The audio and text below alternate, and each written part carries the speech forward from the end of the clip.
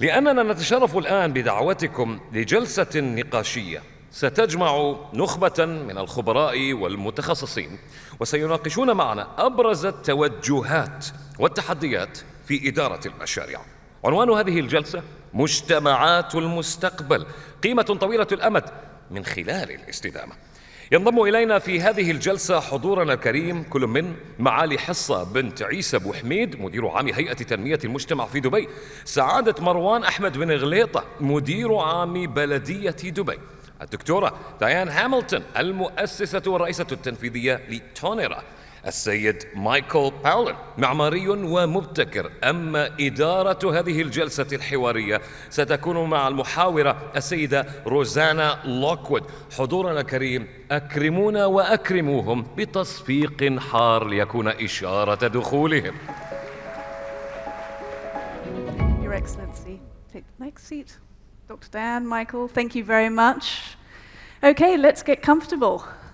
No point standing on ceremony. We've got a great discussion to have now about communities of the future. My name is Rosanna Lockwood. I'm an international journalist and broadcaster. I'm based here in Dubai, and I very much feel like I live in the community of the future. It's why I've lived here for so long. But today we're going to be talking much more about how sustainability fits into that mindset, some of the things that are already happening in Dubai, and also some thinking about from the rest of the world, from our guests visiting Dubai, about ways to strategize to involve sustainability into project management, how project leaders can integrate sustainability into their strategies, how you combine short-term and long-term thinking as well. Now we have a really amazing lineup representing a wealth of not only project management experience, but sustainability as well. Allow me just a few minutes to introduce them because they deserve a really proper introduction. Sitting immediately to my left is Her Excellency Essa Buhumaid, the Director General of the Community Development Authority at the Government of Dubai and a member of the Executive Council of the Emirate of Dubai, among other esteemed roles. Prior to her current appointments, Her Excellency served as the Minister of Community Development from October 2017 to February 2023, where she worked on improving and advancing the social development of all the members of the community. So, such a great voice to speak to on community. Thank you. Thank you so much. Joined also by His Excellency Marwan Ahmed bin Ghalita, a prominent government leader in the Emirate of Dubai with many years of experience in administration and real estate development. He currently serves, as many of you in this room know, as the Director General of Dubai Municipality, an organization that we all interact with in our everyday lives here. He holds active membership in several key government entities, including the Executive Council of Dubai, the Supreme Energy Council, the High Committee for Emergency Crisis and Disaster Management, and the Supreme Committee for Urban Planning. So, thank you. And we're also joined on stage, our visitors. Dr. Diane Hamilton joins us from the US, from Arizona and California, if we're being accurate. The founder and CEO of Tونيرا, a Forbes contributor, a Fulbright award-winning specialist, and the former MBA program chair at the Forbes School of Business and Technology. She is the author of multiple books required at multiple universities, including Cracking the Curiosity Code and Curiosity Unleashed. Her research has helped organizations improve innovation, productivity, and engagement across all industries. And joined also by Michael, who is Michael Pawlyn, I'm a little bit familiar because he's British like me, architect and innovator, described as an expert in regenerative design and biomimicry. Michael was one of the lead architects behind the Eden project in Cornwall in the UK, which if you haven't been is just such an exceptional project. It was a big part of my upbringing in England. It's an amazing place. He established his firm Exploration Architecture to focus on high-performance buildings and solutions for the circular economy. The company has developed a groundbreaking office project, an ultra-low energy data center, a zero-waste textiles factory, and progressive solutions for green cities. So a round of applause for all of our panelists before we begin the discussion. Thank you. And I will start with you, Your Excellency, if you don't mind. If you could talk to us a bit about what the Community Development Authority in Dubai is working on specifically to ensure a sustainable social development in Dubai, because that's what everyone is thinking about at the moment. Sure, Rosanna. To start with, welcome everyone and good afternoon. Your question is directly related to what we're talking about today, but my answer might sound a little bit academic. I just wanted to mention that, but I mean, honestly, on the ground, that's exactly what Dubai is doing. I said that because my answer would be with 3 specific pillars. Both start with the letter C, and that's why it's a little bit academic. Social, sustainable development requires 3 main pillars as we see it, and as Dubai is working on it exactly right now. To start with is collaboration. Without proper collaboration, cross-sector, with the private sector, with the NGOs, with your government colleagues as well, a social, sustainable plan cannot be attained. With that, I mean partnership, something exactly as what we're attending today in this summit. The second main pillar we're talking about is capacity building. And Dubai have chosen to focus on each and every year on a specific skill that the community members requires. So lately we've been focusing mainly on financial literacy within households, within organizations, kids at school, newlyweds. You would be surprised, Rosanna, how this important topic will not only ensure that we've got generations to come who are resilient, but as well maintained with the best technologies, science, when we plan ahead. Sustainability always requires something 10 years down the line, 50 years down the line. And this is how Dubai and the United Arab Emirates usually plan. We plan for 50 years. So capacity building is extremely important. And we need to make sure that each and every skill is down to each and every individual of the community. The third C I wanted to talk about as well is, so we've mentioned capacity building, we've mentioned collaboration, but now the culture that we talk about. So you really need to make sure that you actually introduce a co-creation culture in the society. And by that, I mean, when we design, whether it's services, whether it's a revision of a law, we need to co-create. You need to co-design. Lately, we've been massively working on that. We've just concluded more than 17 structured, co-created sessions with our people. So when designing services, and government services specifically, you need to make sure that you co-create with the people, for the people. It can never happen top-down. You want to ensure that whatever you create or introduce is something that will be there for years.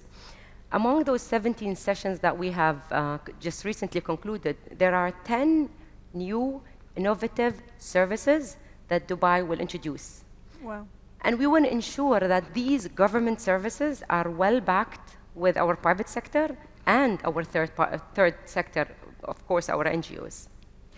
It's new to me to hear about the length of planning. You're talking about 50-year planning, because when you live in a city as forward-thinking as Dubai, it feels like every year there's something new. We're going to do this year, we're going to do that.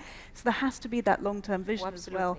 I'm going to come back to you and speak to you later a bit more on collaboration, that first point you raised, in partnerships. But next I want to speak to Your Excellency about Dubai Municipality, because of course absolutely instrumental in shaping sustainable urban development in Dubai, and there's a lot more of that to come, sort of the sustainability aspect for this emirate. What practical approaches can you talk to us about that you use to embed sustainability into your project planning and execution?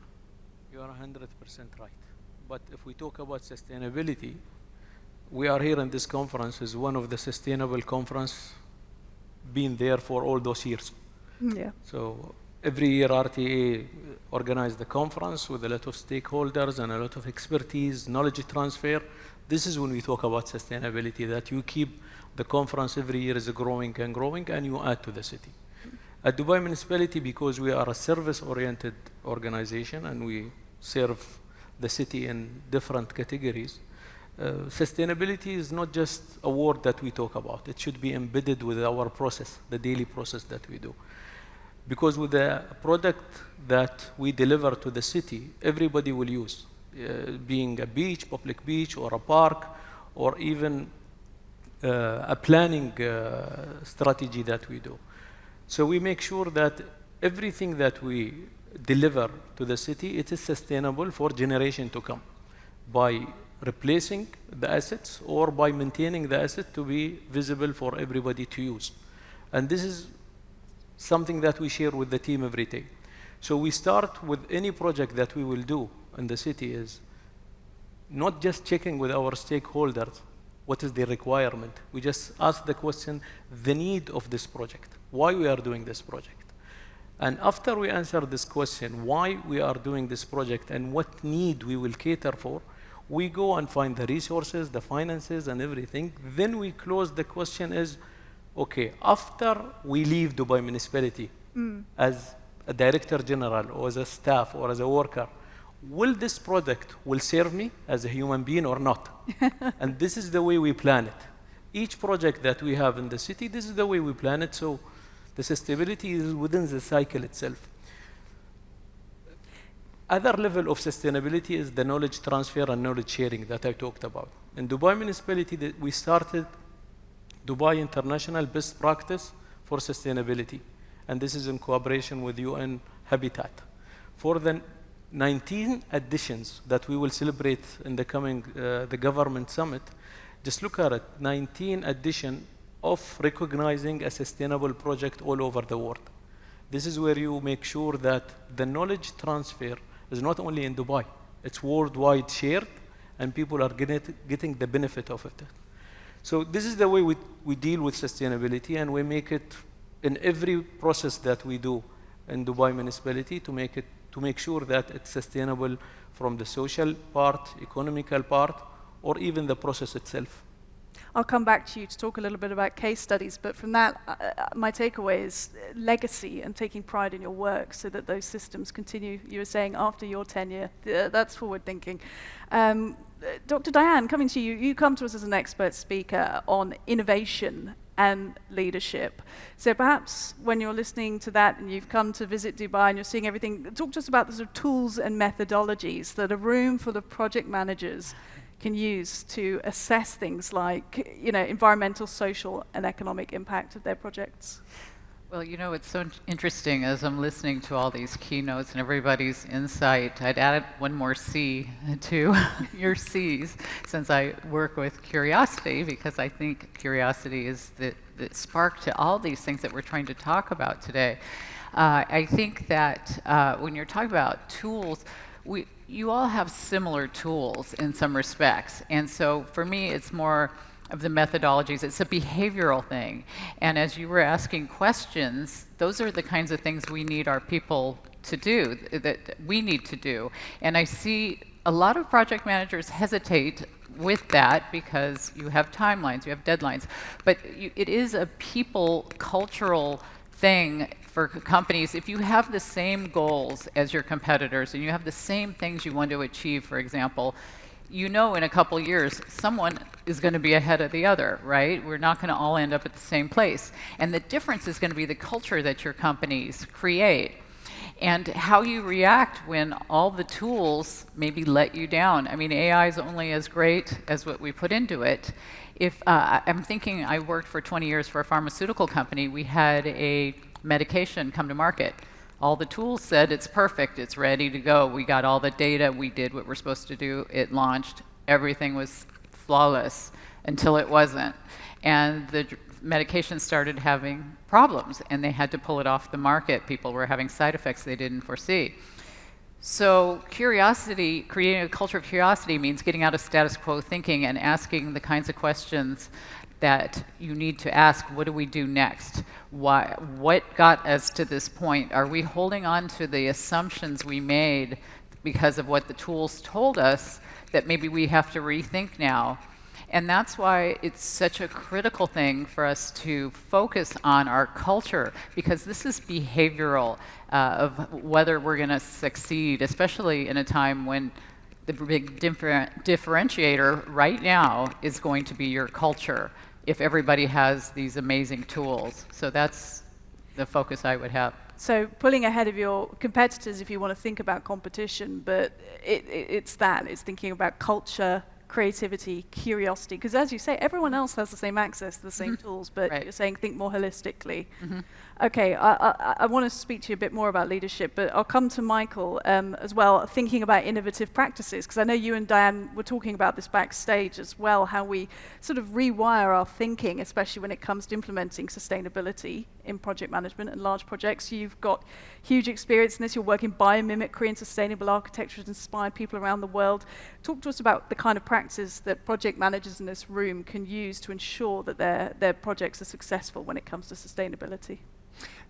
Yeah, so I mean, I agree with everything that's been said so far, and I'd like to emphasize certain things. So, you know, as project managers, you're often involved in the very early stages, and that's where the biggest opportunities are in sustainability terms. So it's absolutely critical to get things right. And for me, there are three really important things to get right. One is appointing the right team. The next is holding the right kind of visioning workshop to raise the level of ambition. And the third one is being willing to challenge the brief.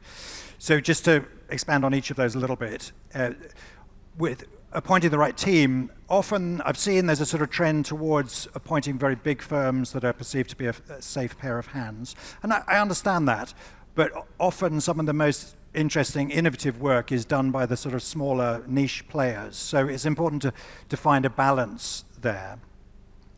And then in terms of a workshop, when I'm leading projects, I always recommend holding what I call a good ancestor workshop, which explores ideas about legacy and long-term thinking and raises some quite challenging questions, like, you know, what is your long-term purpose, or are you acting for your CV or for your eulogy? And what I mean by that last one is, if you think about what people might say if they delivered a eulogy for you, would you want people to say, well, you know, she delivered lots of projects on time and on budget? And, you know, those things are important. They're really important. But I suggest that a kind of what would make for a more inspiring eulogy would be the kind of work that would encourage people to say, well, she really understood the challenges of her age, and she pushed for solutions which transformed people's lives for the better. And then in terms of being willing to challenge the brief, as professionals, you're not necessarily doing your duty if you just deliver what the client thinks they want. And I don't mean any sort of disrespect towards clients there, but you know, the point here is that delivering sustainable communities is complex, and clients hire professionals to deliver good advice. And often what that means is looking for integrated solutions. So sometimes teams tend to address challenges in isolation, and that can result in a project being pessimized rather than optimized. And what we really need to do is bring all those things into play and then look for synergies between them. And that's where you can really move on and deliver exceptional results. Some really great points. And I saw you, Your Excellency Marwan bin Ghalita, nodding along there. So I'm going to actually come to you next, because was there points there about purpose and long-term thinking really mirrored what you were saying? And talk to us a bit more about, perhaps picking up of what Michael was talking about. Have you got any case studies you can speak to us about the sort of successful projects that prioritize sustainability, but thinking about that long-term impact on the community after we're gone from our roles and beyond? Mike was telling me, what is your biggest challenge? Backstage over there. With municipal work, it's almost the same all over the world. But in Dubai, we have a challenge that we are converting to opportunities. The first challenge is the level of service that we have reached. With 200 nationality, that newcomers coming to Dubai, you cannot compromise the service that we are giving. This is one of the sustainable things we are keeping adding to it. You cannot go back and do, for example, a site plan in 3 hours, because you are giving it to people in 2 minutes. So you need to enhance it, maybe chop it off from your process, but keeping the level of service is very important to us in Dubai, and keep enhancing it. So we don't just meet the expectation, we go beyond the expectation, and this is one of the sustainable things and the challenge that we are doing.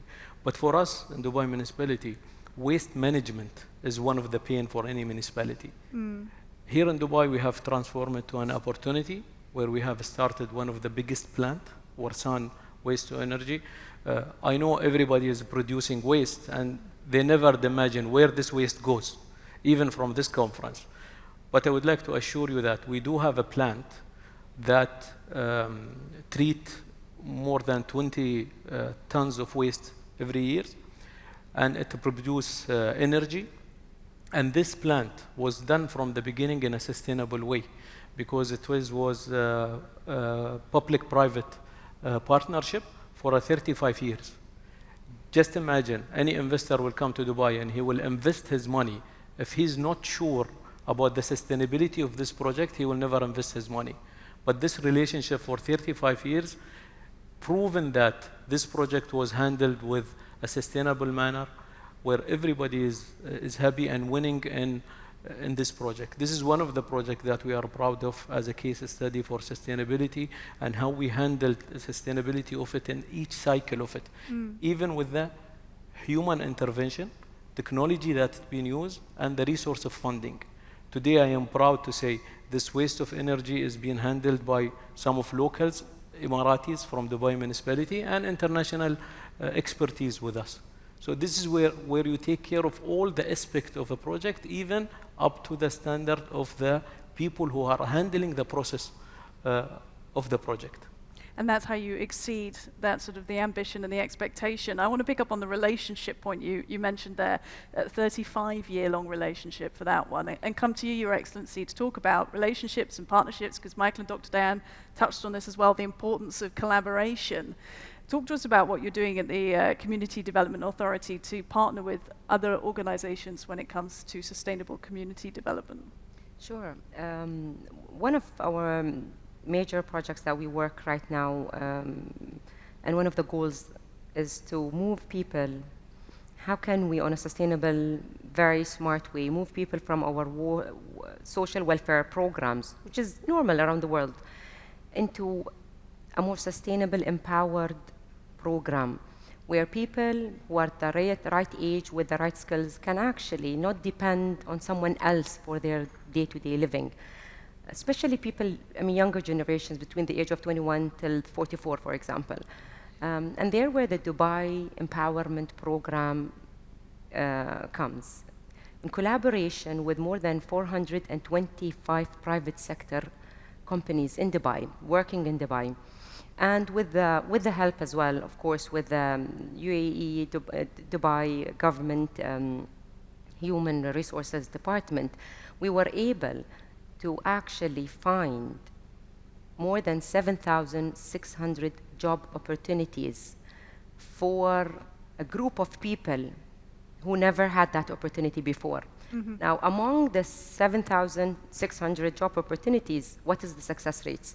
So, of course, we know we won't be able to fill in all those jobs and actually move those people.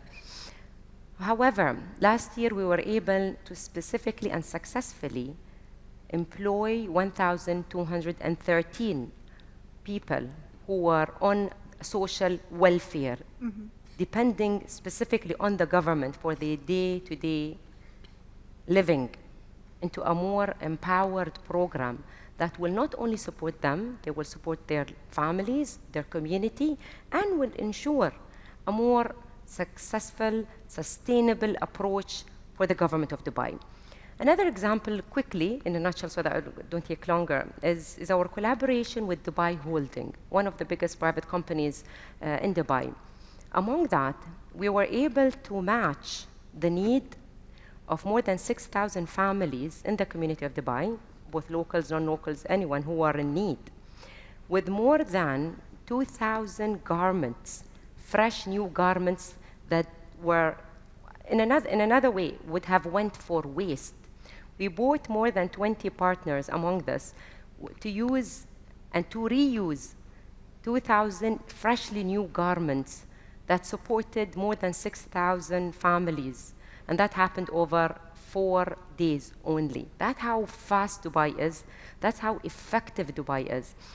Looking into those numbers and the opportunities that we have, we're thinking of doubling the number, and I think and I believe we will be able to not only double this number this year in terms of the beneficiaries, but also the partners and the people who will work with us on this project. I mean, not only just involving members of the public in the long-term planning for Dubai and for sustainability, but families. It's such an important part of that. Great example. And there's a theme I'm picking up here, and I'm going to come to you, Dr. Diane, on this, if you don't mind, on long-term vision and long-term thinking, as we've heard from across the panel, but how you balance that when you're a leader or a project manager with immediate needs. There are immediate needs sometimes to meet targets, to meet goals, and how do you advise that leaders work that balance? You know, it's so easy to focus on the immediate needs, and it's very challenging sometimes to make yourself take the time to think about the issues that could come up, because that's down the road and we're working towards this. But we've seen some major catastrophes happen with airlines, situations where software was a problem.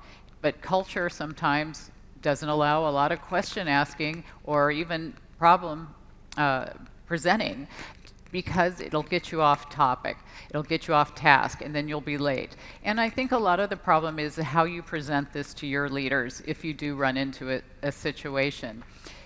The thing is, leaders don't really want to hear that you're going to be late. They don't want to hear that's going to cost them more.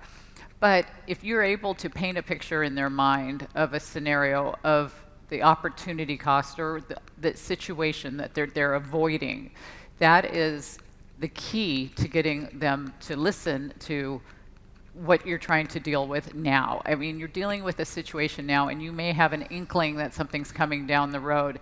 You need to have those kinds of thought processes, enough time that people can ask the kinds of questions that we're talking about here, so that you're not in a crunch later when you're in crisis, because that's when you're going to have a real problem meeting those long-term goals, because everything's going to fall apart.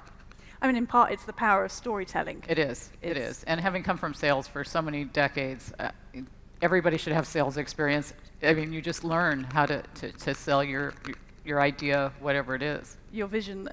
Michael, coming to you, because to try and knit this all together as we come to a close of this discussion, I'm going to ask just very simply, what makes a successful sustainability initiative? Because you're the man to answer. Well, it's a mixture of metrics and things that are harder to measure. Yeah. So on the metrics, I think you need to align those with enabling people to live long, happy, healthy lives in balance with a fair share of the Earth's resources. And then the longer version of that is that I think we need to actually expand that idea of well-being. You know, there's been a lot said about well-being, it's important, but we need to expand that to embrace the idea of planetary health, which is the idea that our well-being as humans needs to be seen as inseparable from the well-being of the living systems on which we depend for the essentials of life, you know, like oxygen, water, and nutrients, and so on.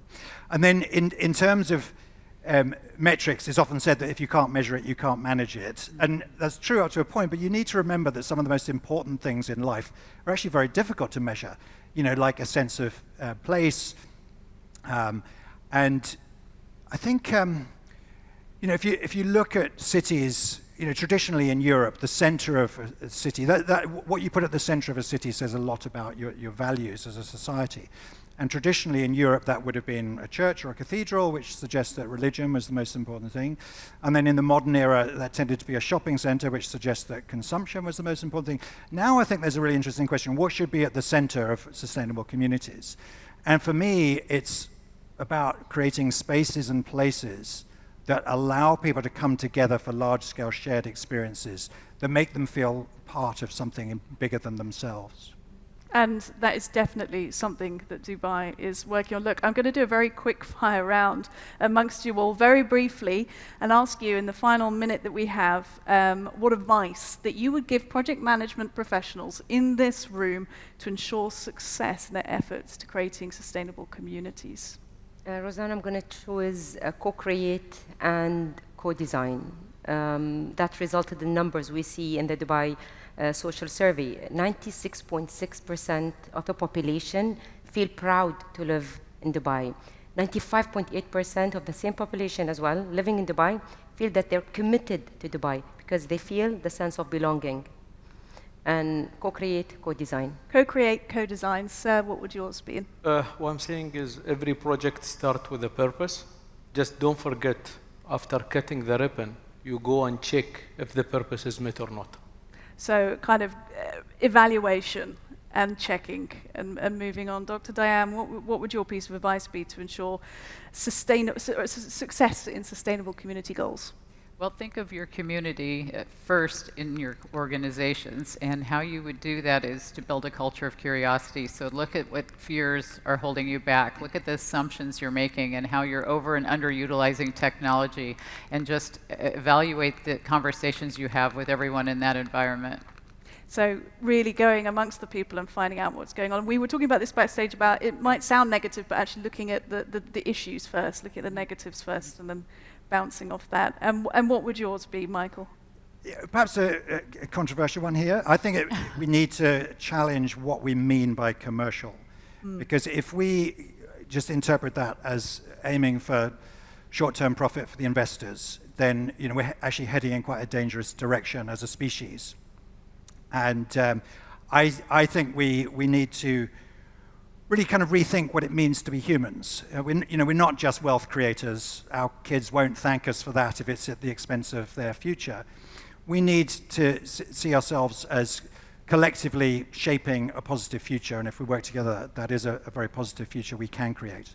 I think that's a wonderful message to send away with this room, and let's give a big round of applause to our panelists on communities of the future.